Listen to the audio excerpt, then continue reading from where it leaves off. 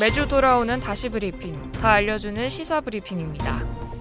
합동참모본부가 18일 오전 평양 순안 일대에서 동해상으로 발사된 장거리 탄도미사일 한 발을 포착했다고 밝혔습니다.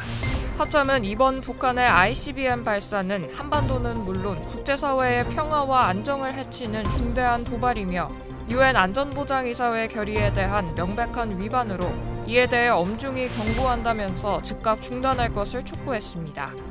이어 추가 도발에 대비해 한미 간 긴밀한 공조화에 추적 감시하면서 북한의 어떠한 도발에도 압도적으로 대응할 수 있는 확고한 대비 태세를 유지해 나갈 것이라고 강조했습니다. 대한항공과 아시아나항공의 합병이 논의되는 가운데 미국 경쟁당국이 이번 기업 결합에 대해 추가 심사를 진행하기로 했습니다. 영국 경쟁당국이 양사 합병으로 항공권 가격 인상과 서비스 하락이 예상된다며 기업 결합 승인을 유예 조치한 데 이어 미국도 결정을 유보함으로써 합병 절차가 지연될 것으로 예상됩니다. 대한항공과 아시아나항공의 미주 노선이 많은 만큼 독과점 여부를 신중히 판단하기 위해 심사 기간을 연장한 것으로 보입니다. 이에 대해 대한항공은 향후 심사 과정에 적극 협조해 잘 마무리하겠다고 밝혔습니다. 16일 오후 5시쯤 대구 서구 중리동 LPG 충전소에서 화재가 발생했습니다. 이 불로 현장에 있던 충전소 관계자와 고객 등 8명이 병원으로 옮겨졌고 이 가운데 3명은 중상을 입었지만 생명에 지장이 있는 환자는 없는 것으로 전해졌습니다.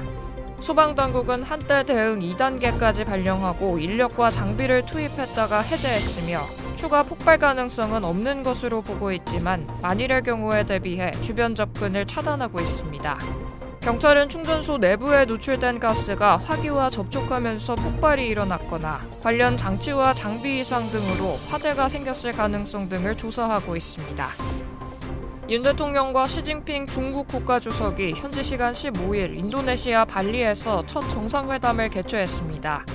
앞서 윤 대통령은 당선인 시절인 지난 3월에 첫 통화를 했고 취임 이후 윤 대통령과 시 주석이 공식 회담을 한 것은 이번이 처음입니다. 두 정상은 회담을 통해 양국 고위급 대화를 정기적으로 추진하고 한중 FTA 2단계 협상을 조속히 마무리하자는 데 의견을 같이 했습니다.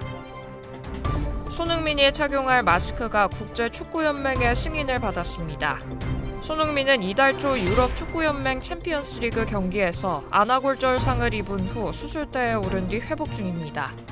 대한축구협회 관계자는 손흥민이 착용할 마스크가 피파의 승인을 받았다고 전했습니다. 이로써 손흥민은 2022 카타르 월드컵 본선 경기에서 마스크를 착용할 수 있게 됐습니다. 다만 손흥민의 등번호 7번이 새겨진 마스크는 경기에서 쓸 수 없습니다. 피파 규정에 따르면 마스크에 협회 엠블럼이나 등번호 등을 새길 수 없으며 검정색 혹은 유니폼 색상에 맞춰야 합니다. 이에 손흥민은 검정색 마스크를 쓰고 경기에 나설 예정입니다. 지금까지 다시 브리핑의 이수빈이었습니다.